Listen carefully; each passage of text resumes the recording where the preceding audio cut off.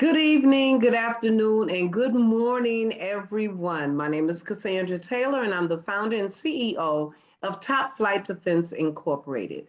This evening, October 13th at 6:20 p.m. Central Standard Time, we are bringing back to you our generational wealth class. But let me introduce you to our Financial Wellness Initiative Coordinator, Samara Moses.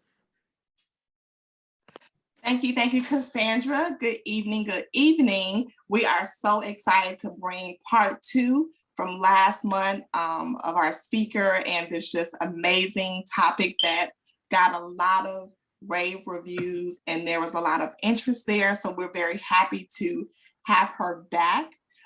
And so if you are needing to see last month's webinar, go to our website to check that out and you can see the playback of that, and it was phenomenal. So I want to go ahead and introduce our speaker.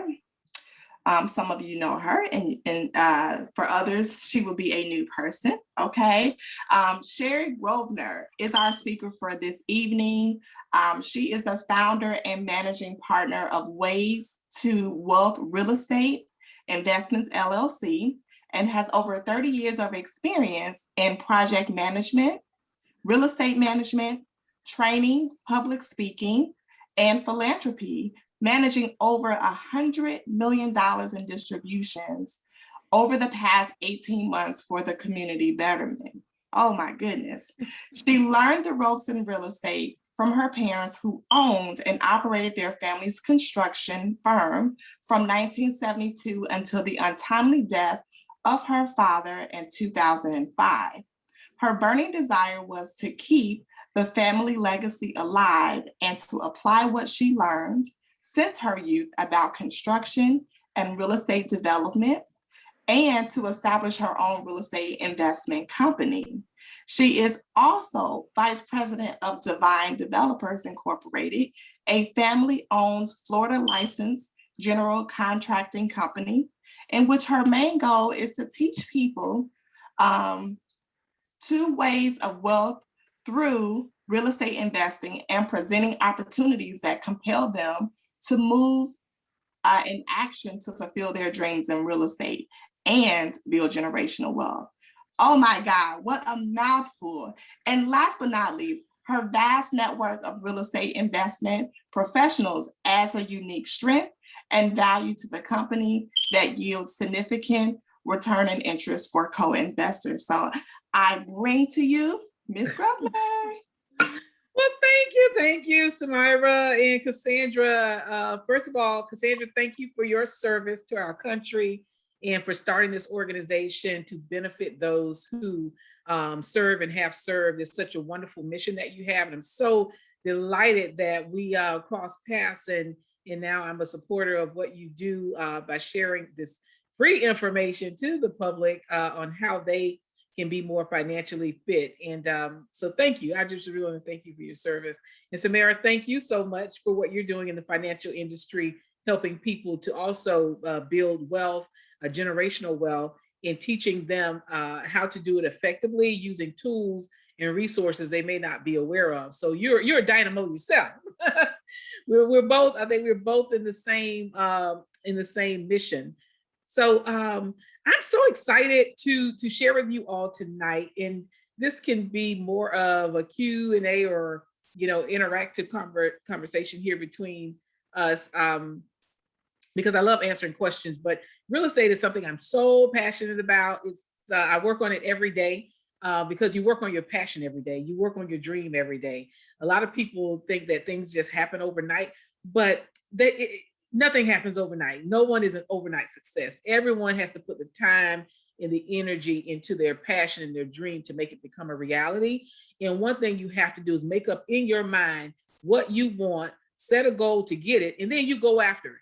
And I think that's probably the missing part, that people, they make up in their mind, they do set a goal, but they don't go after it. And that's the part that I love to inspire people around, is go after your goals, go after your dreams, whatever it is that, you know, the higher power has put into you to do and to accomplish. Believe in that and believe in yourself that you can do it. And you will be so surprised how doors open up for you. You know, when I really got serious about my real estate business a few years ago, I was in in this mode of, if I dabble in it, I do a little something here, do a little something there. But then in the back of my mind, I always kept in my mind this quote here by John Stuart Mill, which is, real estate has created more millionaires in generational wealth than any other industry. And so when people are thinking about, how can I, build wealth and leave something for my family? How can I actually have a better lifestyle now? And how can I create an additional stream of income now and build that generational wealth? They many times overlook the fact that real estate is right under their feet, literally. If they're in an apartment, they're in somebody's real estate owned property. If they're in a house, hopefully they're in their own real estate owned property that they own, but it's right there and it's within reach. And I think the issue that most people grapple with is they don't know how to necessarily get started. So I love to ask people, what's holding you back? When you look at your dreams and you look at real estate as an option for building wealth, where are you now and what's stopping you? And believe it or not, what I most often hear from people is that, some people say, oh, it's money. You have to have money, you have to have capital. And that's true. That's very much true. But some people have money and they want to, because I work with investors all the time. So some of them have money and then say, well, why haven't you done anything? Why haven't you moved forward? You know what stops them is they just don't know how to get started. They just don't really know how to move forward in real estate investing. And it's not difficult, but it is complex, but it's not hard. And what I'll share with you tonight, just a springboard from the first conversation we had last month, is how people can get started into real estate in a way that eases them into it, where they start generating, income and start building their portfolio, and then eventually build it up to the point where they can be full on into real estate investing, because it is a process. And like I said, nothing happens overnight. I always tell, my real estate investors, I'm like, real estate is not a get rich quick, plan at all.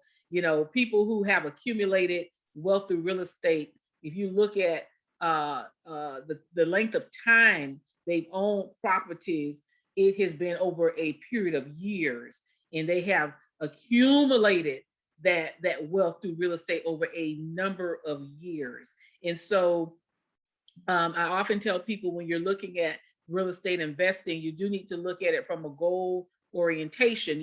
What are your goals?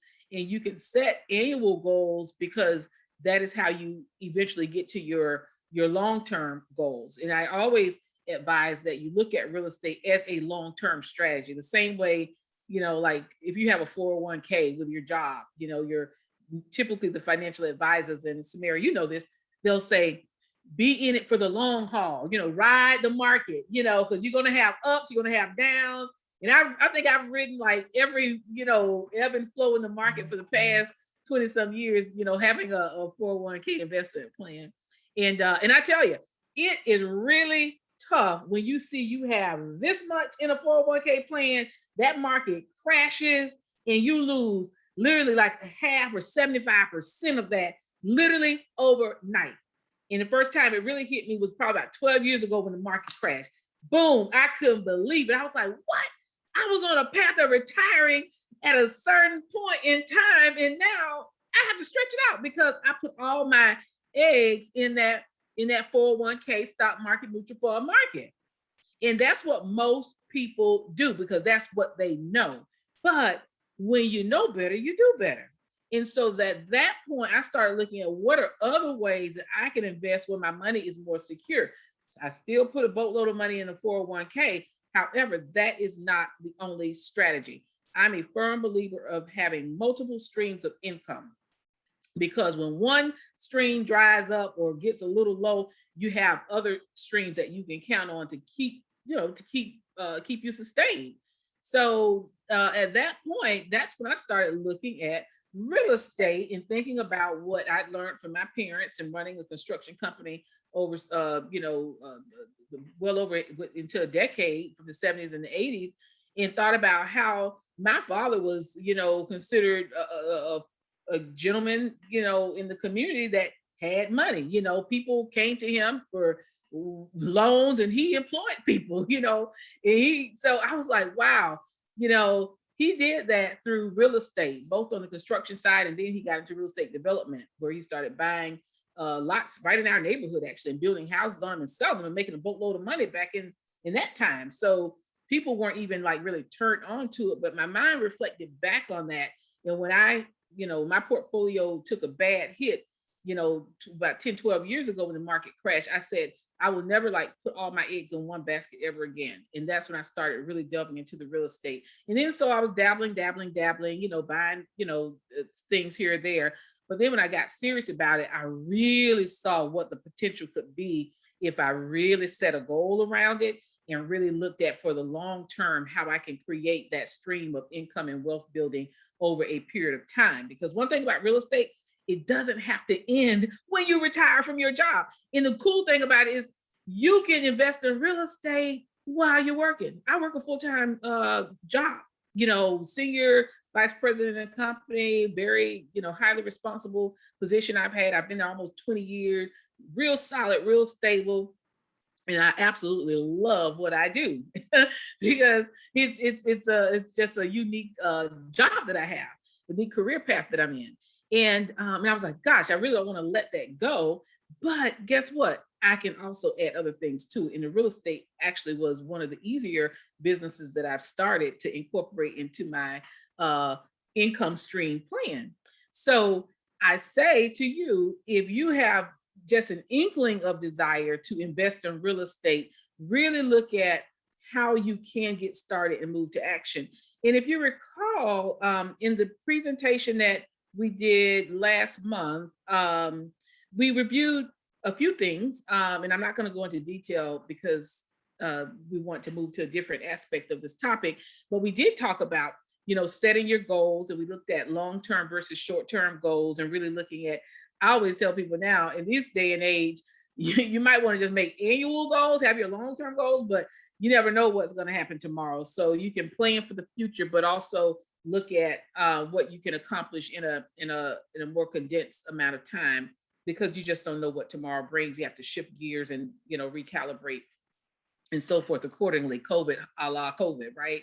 It kind of threw a lot of things out of whack. But let me tell you, even through COVID, guess who was still making money? Real estate. Yeah, realtors, investors were still making money in real estate. So guess what?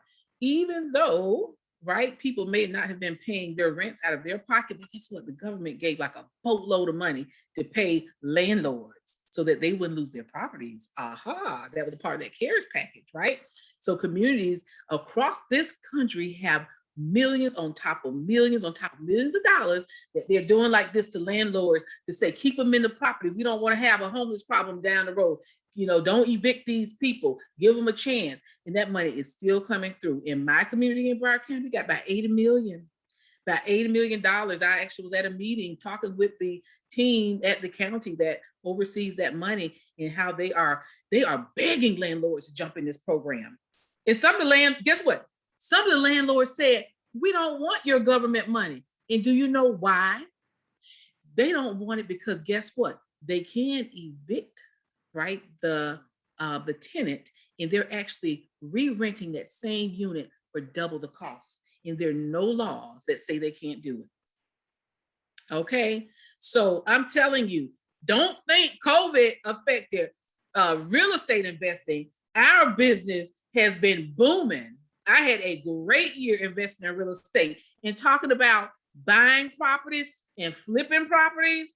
That's been my sweet spot over the past year and a half through COVID. Let me interject really quick, Sherry, because I had a thought when you said that. And when I tell clients about how in the financial services industry, it was a boom as well during the pandemic, because Yes. that's what you said about properties being available and being cheap and being able to buy them is the Right. same way as when it comes to stocks. You know, so Right. many stocks plummeted, right? Like the airline industry. I mean, a vast majority of restaurants and Right. big names, Disney, Mm-hmm. all of these stocks went like straight down, Yeah. and that's the best time to buy in the market. So I want people to draw the connection between financial services as well as real estate is knowing when to buy in the market. Yes, yes. You have to be cognizant of that, Samira, because that is where you will find the most profitable margins when you're purchasing in a particular kind of market. Now, one thing about my company, which I actually didn't do an intro about, but my company is Ways to Wealth Real Estate Investments, and my company is focused on particular strategies that make us kind of stand out from, a typical real estate investor. Number one, we do have a really wide network, and we do have a special focus with how we source properties, which is called acquisition, how we acquire properties. We source them, then we acquire them, and how we, determine what we're going to do with that property. And in this market, whether a property, went up or down or whatever, it didn't really shake our business, because we focus on distressed properties. We get properties pennies on the dollar. So with any market, whether it's up, down, mid, sideways, or whatever, one of the things we've learned is that if we focus on those distressed properties, these are properties that people typically turn their head at, right, and not look at. But we actually go in and we get those properties really, really cheaply. And then we put a bunch of money into the rehab, and then we sell that property from anywhere to 50% to 70%, sometimes 100-fold return on profit on those properties. And it creates a really handsome profit margin for us. So to your point, when markets are down, up, or whatever, if you're in real estate, you're going to find a way to be stabilized through your real estate, because there's so much you can do with it. When you have property that you control, and that's what real estate is about, controlling the property, you can pull equity out, right? I mean, who doesn't want to have $100,000 in equity at your fingertips? That's your money that you can use for whatever purpose you want. And usually if you're a real estate investment, as you acquire properties, you're tapping that equity to purchase more properties. I mean, you just keep rolling and flipping your money in, and you're accumulating X number of doors, as we call it in the industry, in your portfolio. And that is what creates your passive residual income that builds your generational wealth. So in real estate, people who are not in real estate, they're missing out big time. And like I said, the reason why they don't invest in real estate is because they don't know how to invest in real estate. They don't know where to get started. So one of the things that, with Ways to Wealth Real Estate Investments, we work with investors where they are. We recognize that everybody's coming into real estate investment from a different place, but regardless of where they're coming from, we do want to make sure they have a goal, because whatever that goal is, we work around how to help you achieve that goal. And so, positive cash flow, increasing net worth, creating generational wealth, those are different things that we often hear from people who want to invest with us, and then we steer them in the right direction. And one of the things that we, say is our secret sauce is that, and I'll go to that slide, our secret sauce is this: strategic alliances with investors. That is a secret sauce because real estate is a team sport. It's a team effort. No one does it by themselves. Even if you're a solo investor, right? You still need to have a team around you to help you do your deals. No, you just don't do it in a, sitting in your chair by yourself. You're working with a bunch of people to get deals done. And that's the name of the game. Finding the deals and getting a deal done and making your money. That's really the bottom line with it. And so the secret sauce with me and my partner, which is Ari Well Advisors, we struck up a wonderful alliance in how we work together because we just had the same shared vision of not just keeping everything to ourselves, but to actually share what we know and share our strategies with investors so they understand that it's doable. And if they need help doing it, we're going to help you do it. And we're going to figure out how you can enter into this with us so that everybody eats. And that's what I always call it, everybody eats. So as an investor, these are all the people that you will need on your team. And I think this is what intimidates a lot of folks and why they don't get started in real estate, because they scratch their head and say, wow, how am I gonna find all these people to help me do what I need to do? I mean, all these people are part of the deals too. I mean, I can't see any of them that aren't per se. Whenever we're, working on deals, you got to have these folks at the table. And so I think it can be somewhat intimidating to say, yeah, just jump into real estate and get it going if you don't have a network. So my advice to people who are truly interested in building their real estate portfolios to consider how they're going to, network themselves with folks who work with investors in particular, because there are different strategies that even lenders have for investors versus, just a regular buying your own personal, home that you're going to live in. So you need to source out all those folks. What we bring to investors is an already set up network, that you tap into with us. You don't have to go out finding these folks. We have properties all over the country. Okay. And we source properties all over the country. So if there's a property in in Ohio where we are, we already have a contractor set up to get to work on those properties. If you're doing this on your own, you'd have to figure out and find out who are the, effective and most credible contractors in that area, who are the inspectors, and how do you get permits done and all that stuff. So whatever communities that we're working in, we have relationships with folks where we can, really kind of move quickly on what we're doing, and that way we can get in and get out if that's our strategy. If it's a buy and hold strategy, then obviously we're going to, keep that property in our portfolio and rent it out or whatever.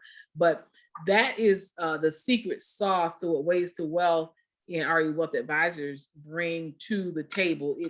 We allow investors to be with us on the deals without having to shoulder all the responsibility. And that is what we found to be the issue, because people do have that desire. I have a quick question. Can you explain again, if you haven't already, what does 1 + 1 = 5 mean? Yeah, that's called building your network. So every time you meet one person, you don't look at that person as being the only person that you're meeting. Hi, I'm Cassandra. Thank you. So nice to meet you. Every person needs to turn into a connection with another person. And then that person turns into a connection with another person. Everybody has connections that can help you build your real estate business, right? So it's the 1 + 1 + 1 + 1. Like, so you keep it going so that it does equal 5, 10, 15, 20. It's exponential growth of your network. And I think it truly is an accurate statement that I've heard, which is your network equals your net worth.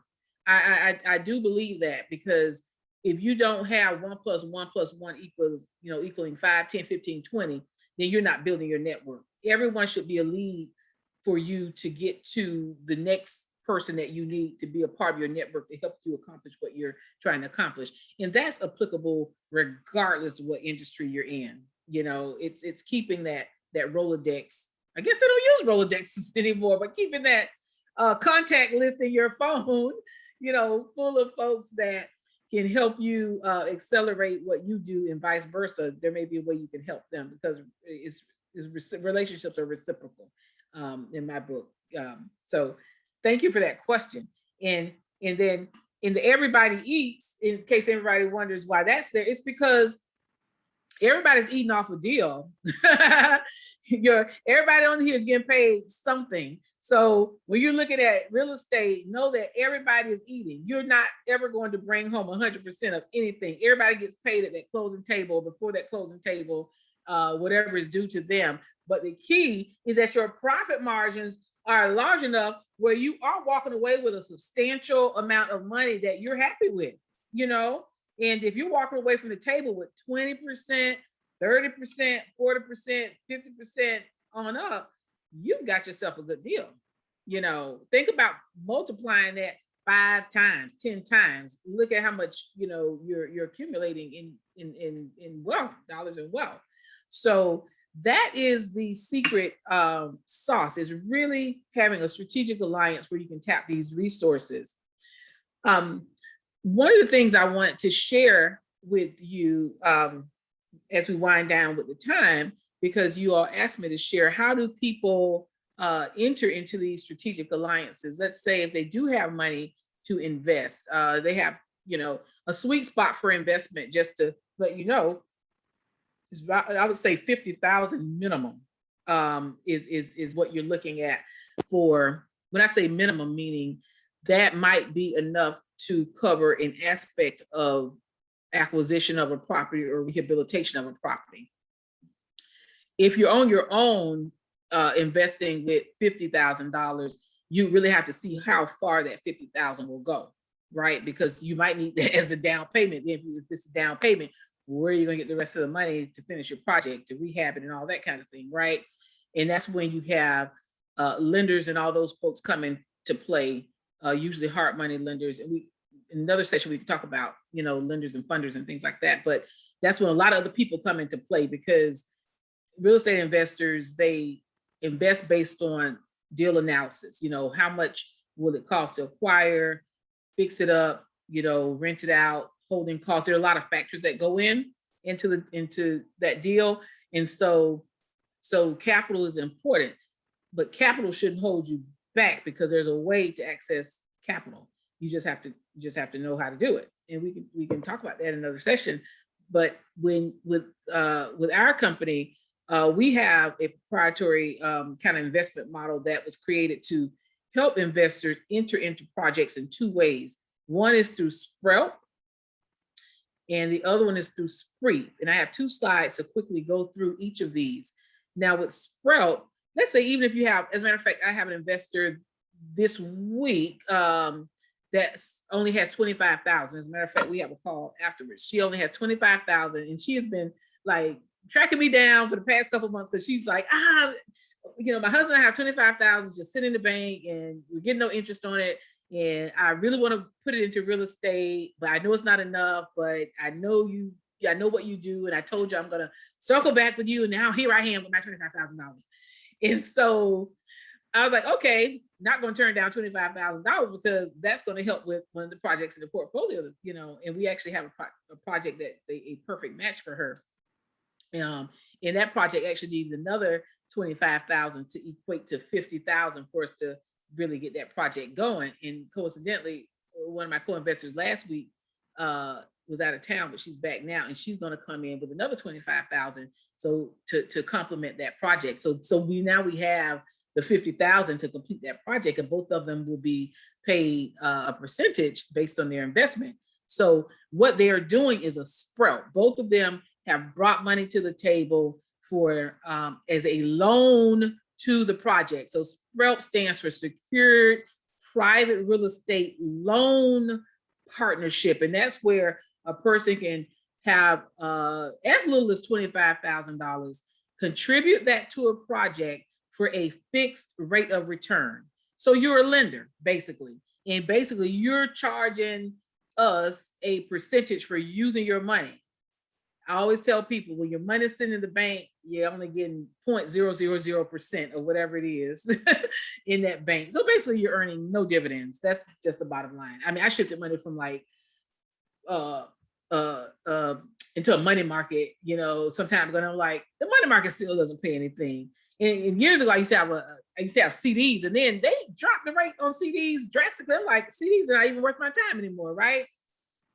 And so when you have that money sitting in the bank, you're not earning any interest. But if you're putting that money as a loan toward a project, you can get a fixed rate of return, and that rate of return will be based upon how much you're bringing to the table and what project you're being attached to, what your loan is being attached to. And we always have projects rolling in our portfolio.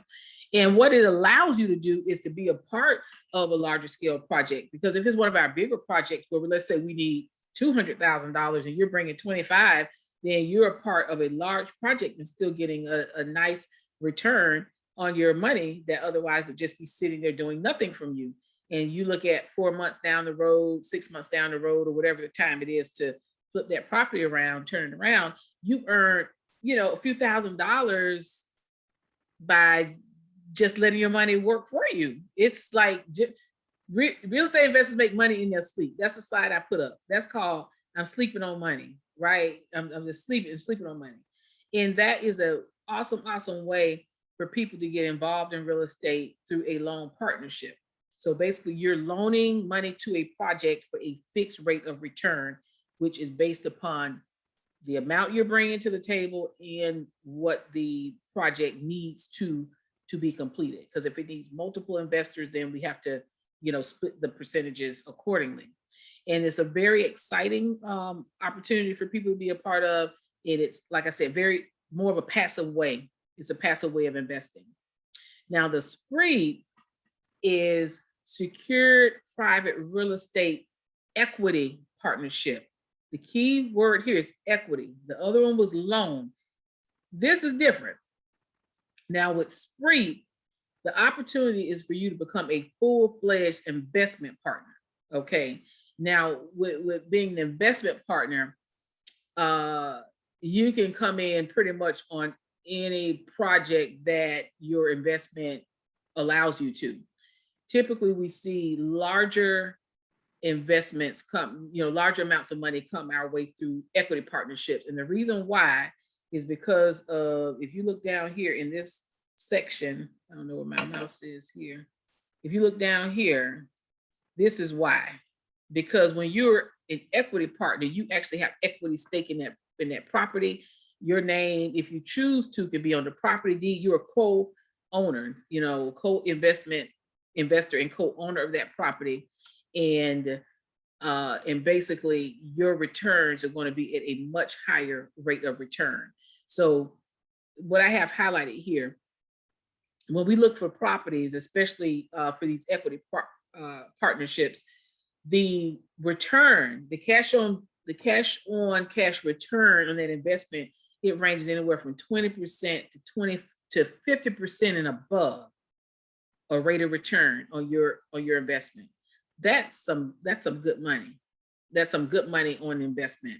And how it works is you've invested in that property as an equity partner. And what we look at is that profit margin on that property when we resell it, which usually, as you can see here, we exit that property anywhere from 75% to 300% of the original investment capital. So in other words, we acquire a property. Let's see, I may have an example in this deck here. I don't know about my side. Let me see that I take it. Okay, I'll just show you this one real quick. This is a good example of how the numbers might look on an equity partnership. This is the aftermarket value of a property. Okay, we purchased this property for $200. Repairs about $30,000. Contingencies, stuff comes up that you didn't expect. So $240 is to get this property to the ARV after retail value. Okay, now if you are an equity partner, then you might come into this deal and invest a good portion of this, of what's needed. You might say, I have $100,000 I'm going to put in this project.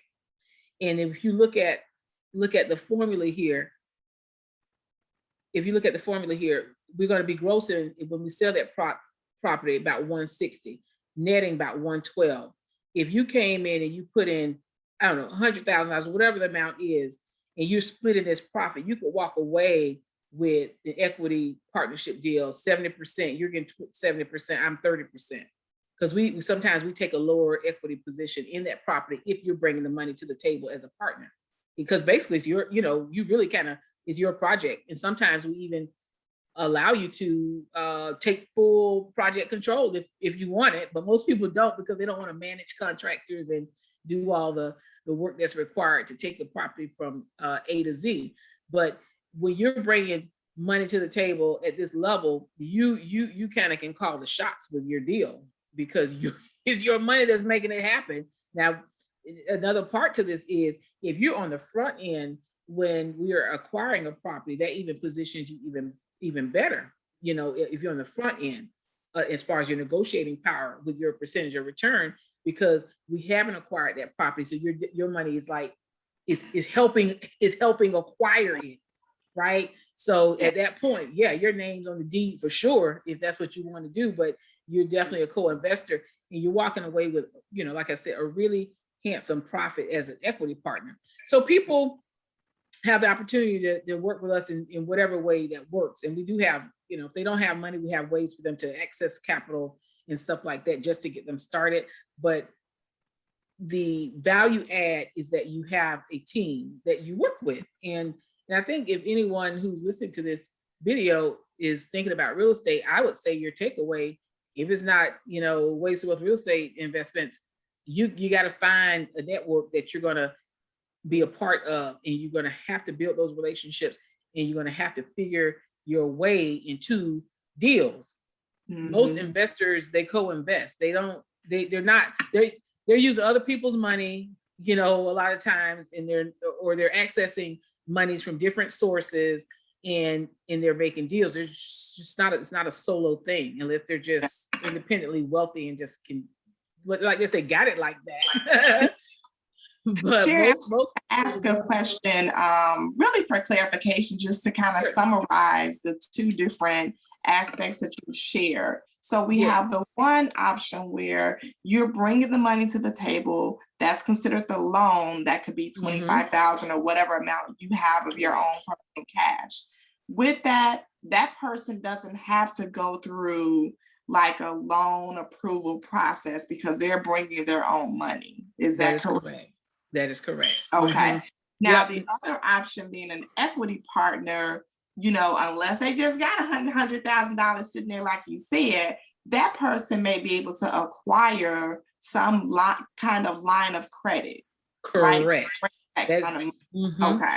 Yeah. Okay. Yep. They could acquire a line of credit, or they could actually work with a lender who lends on fixer-upper properties, because banks don't lend on those properties. That's the problem. Banks are not going to lend on a property with a that had a fire and no roof and all that. But we look at that as like, oh my, okay, we got to pay to get a roof on it. Okay, we got to pay to pay.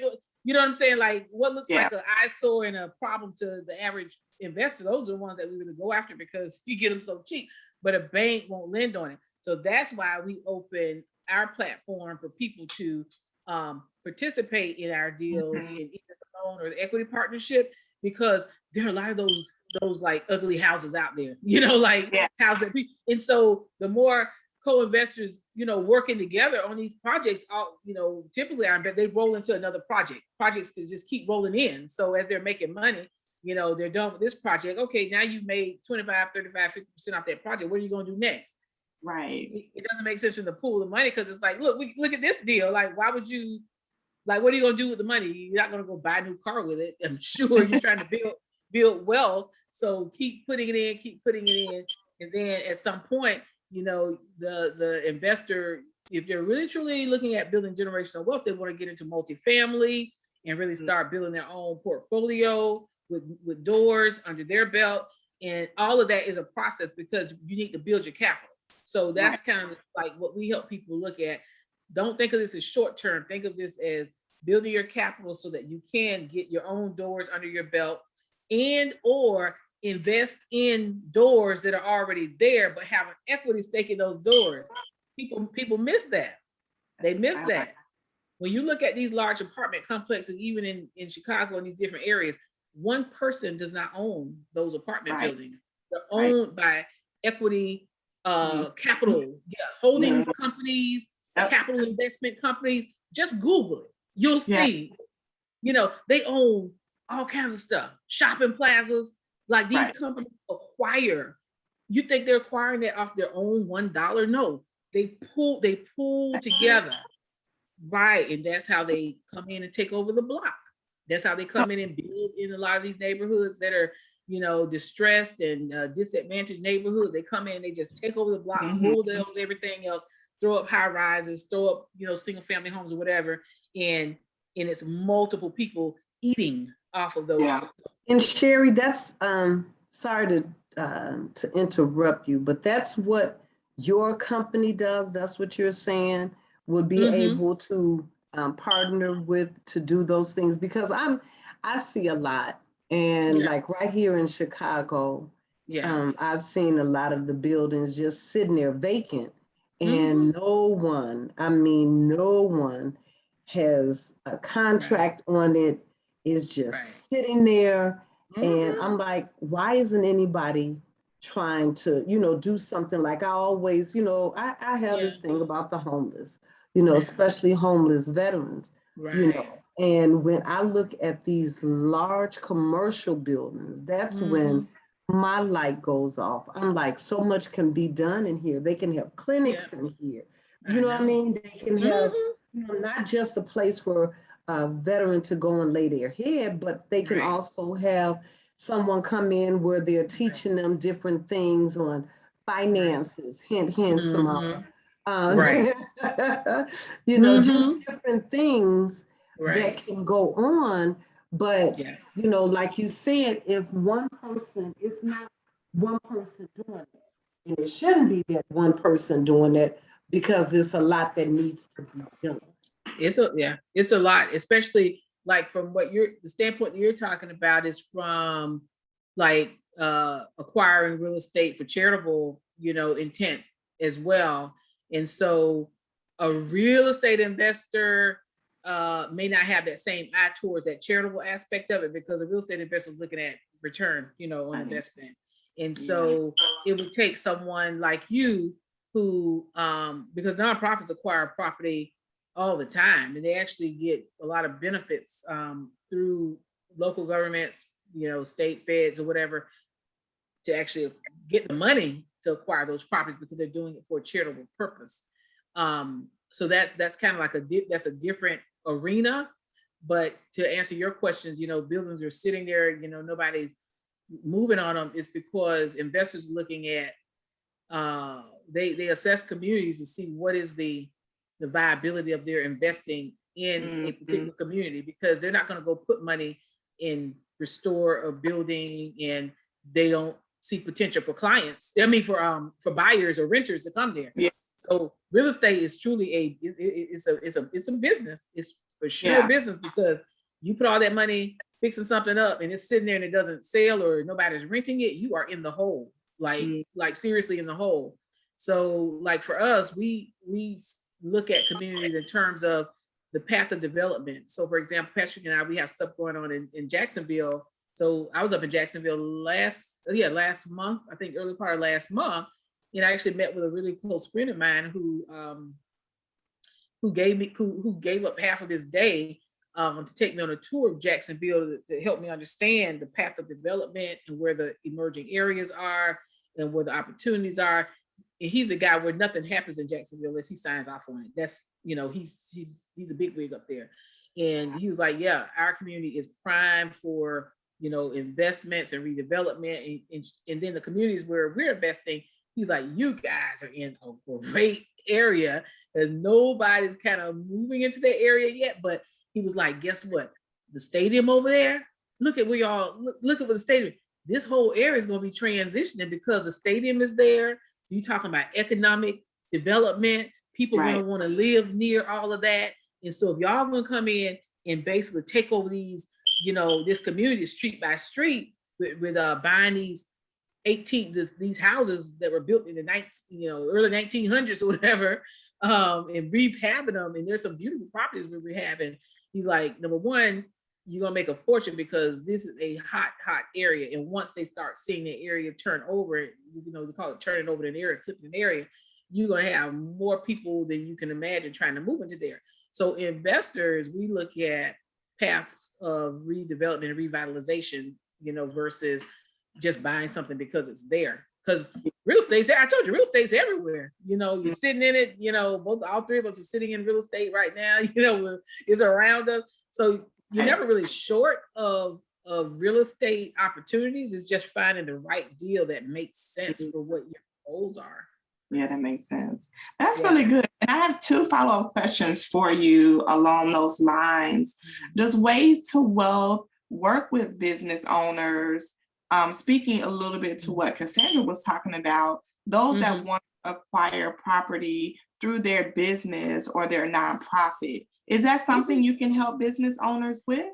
Yeah, we actually provide consultation around that type of stuff. As it deals with acquisition of properties. So we can even source properties, and do run the numbers on them and show you what's viable and what isn't. So that's a part of the consulting service that we provide. RE Wealth Advisors has a strong penchant for that because of how we're set up to kind of be either, how could I say, help you soup the nuts, if you're trying to really start a business, in that way, we could do that. Or if you're just trying to straight out just invest, you know what I mean? It's just depending on what your goals are. But we can assist in that. And with that, which is great, that's wonderful, because I work with a lot of business owners, and that's one of the pressing questions that comes up is that they want to acquire property. They want to be able to get that in the business name, because then you have everything falling on your individual name, all that stuff, and creates that liability that and I think that's another why people don't move forward, is because they don't want the liability or the risk of that, right? Correct. That's correct. Is that and I think ways to access capital should be our next topic. Okay. Right now. But come on now, get it set up for the next one. Come on. Is that a way accessing capital, is that a breakdown where you can speak to the business owner who is looking for funds, or where do they go to acquire? Because I know each state is different. Each state is different when it comes to property, how you can get the money, even writing off property taxes and things like that. I have a friend that is doing some real estate in Wisconsin, and she's buying a bunch of distressed properties. And so I had to inbox her like, girl, what's your sauce? Okay, tell me what's going on. Like, am I missing something here? And she was like, in Wisconsin, they can submit as a nonprofit. You don't have to pay property taxes. Correct. So a lot of the properties that maybe you only have to pay the property taxes to acquire it. Right. She's getting it under her foundation. I'm like, oh my God. You know what I mean? So is that something that you can speak to in ways to access capital for business owners, or is that a little bit outside of kind of what you guys do? It might be all the particulars, like you said, because things differ from state to state. That might be outside of our wheelhouse, but we can definitely talk to you about what lenders are looking for, how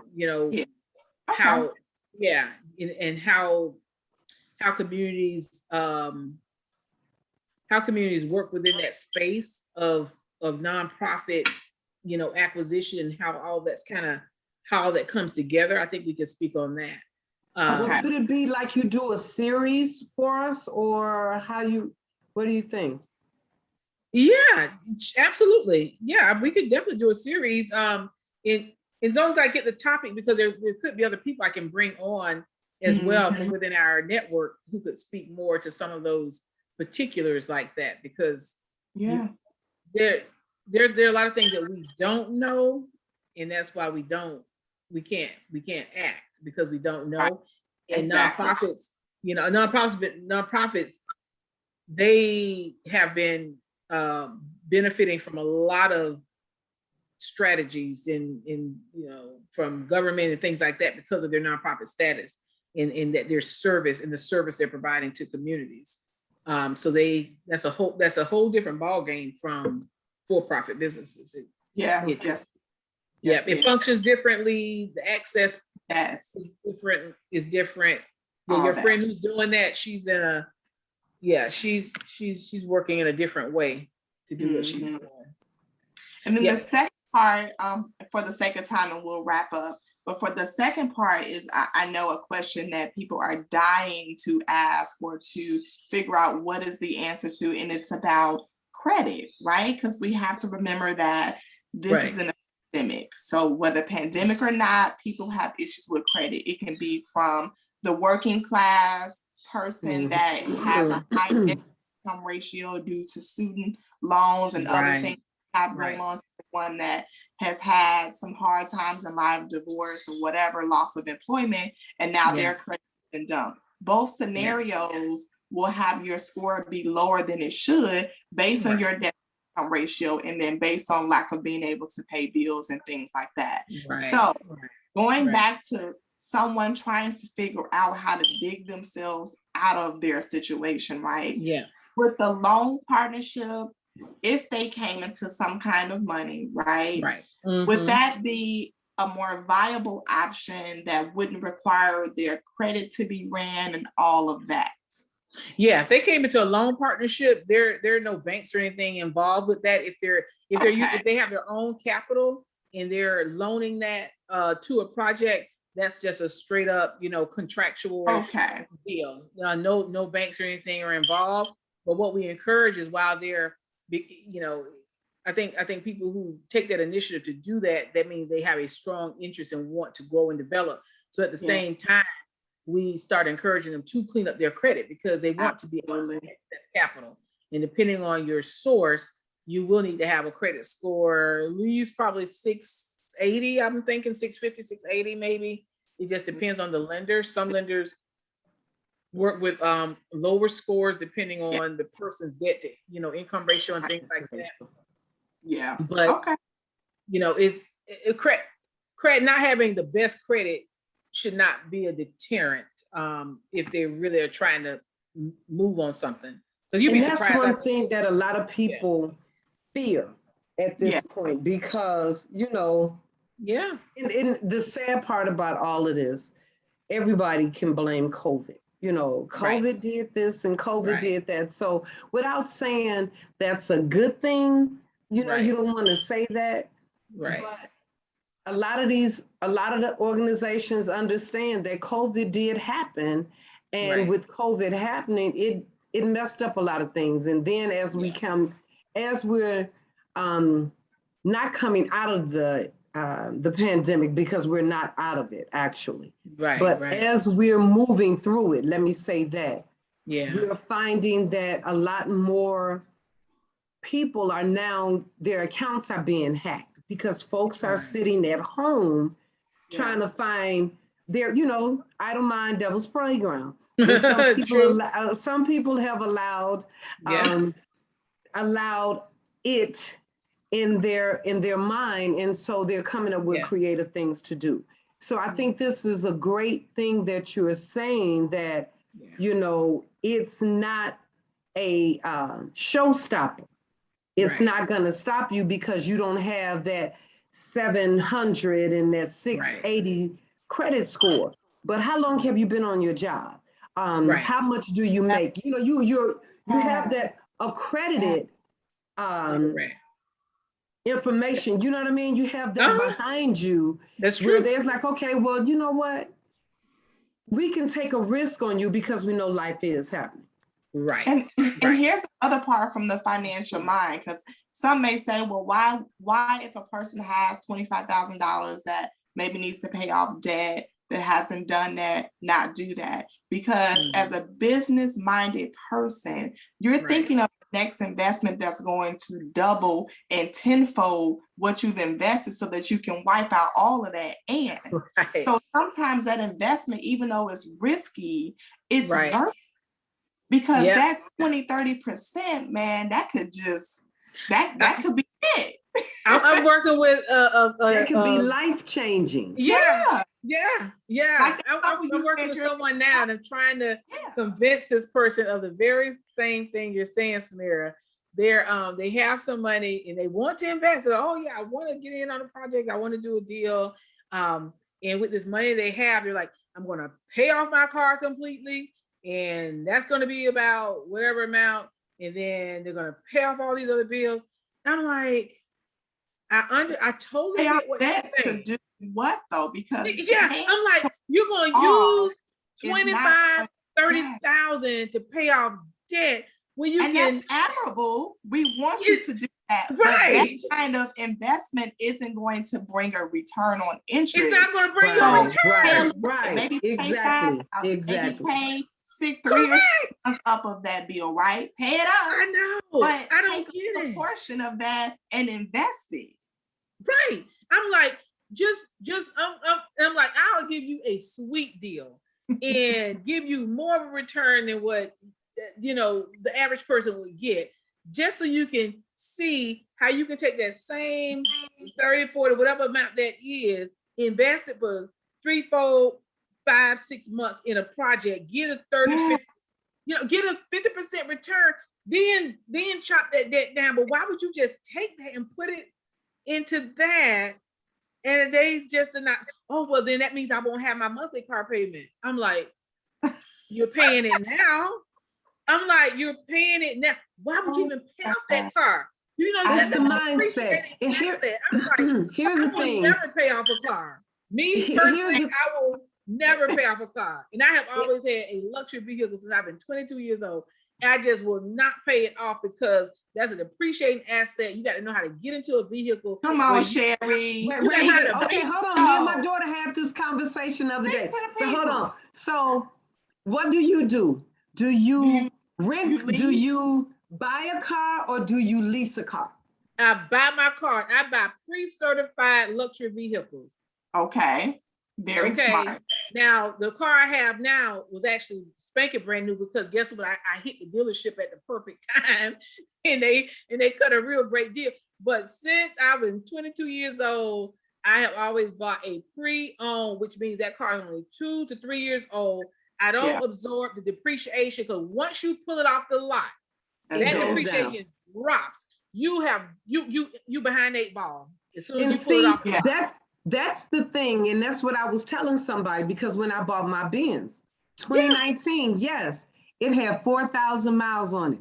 Right. Okay, the price of that vehicle dropped down for me because it had 4,000 miles. I was like, baby, bye. Really? Right. I can do that. That's not a problem. But here's the thing, I don't want us to venture off into the wrong I thing, don't put a lot of money down. I don't pay our payments.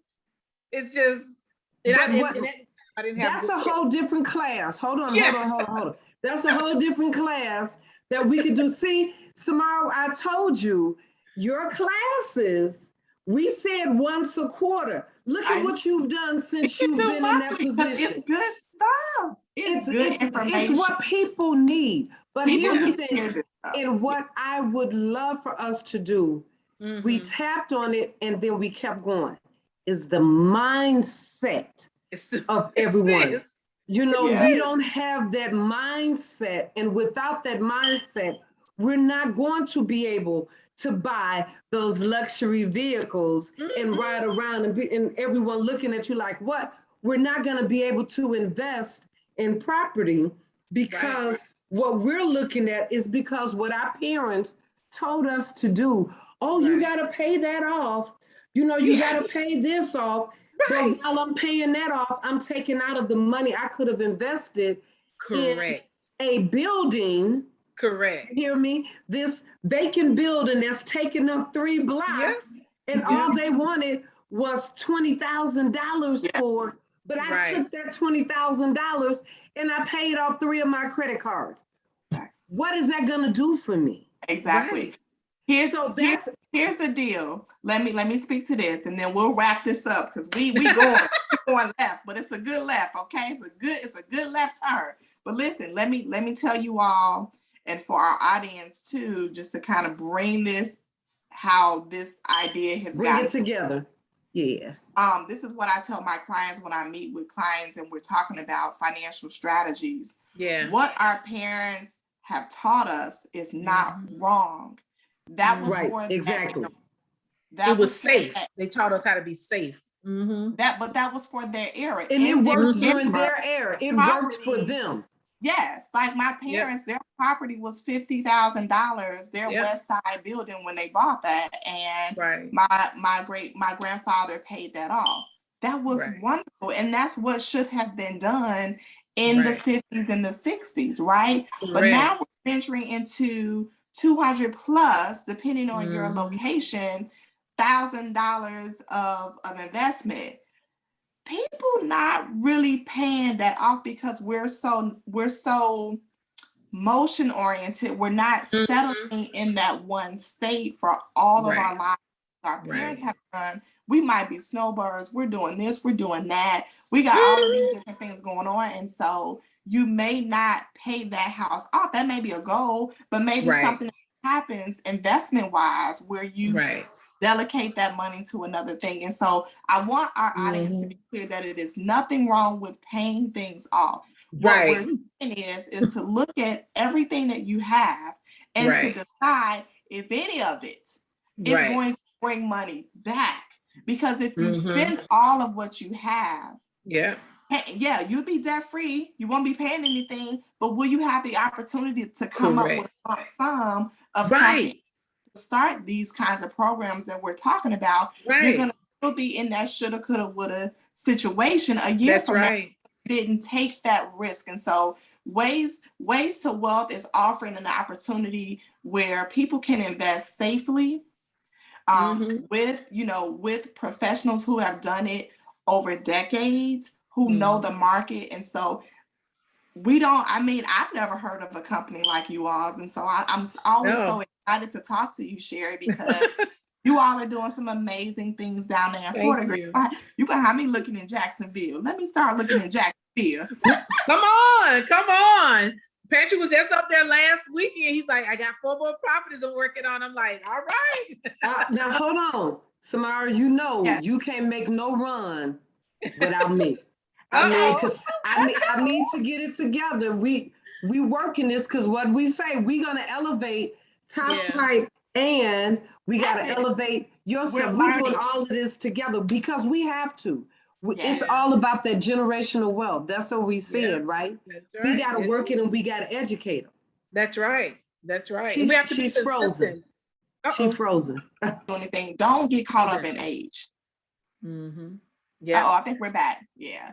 I was just saying, don't get caught up in age, feeling like we can't do this or that because we feel like we've missed the boat. You can get started today and understand that the topic of this was creating generational wealth. It's not really about us. It's about the generations behind us. And if we keep that in focus, our decision today will matter for our generation tomorrow, guys. Okay. So thank you so much, Sherry, for having this amazing power hour with us, girl. You are oozing with information. Okay. We gotta cut it.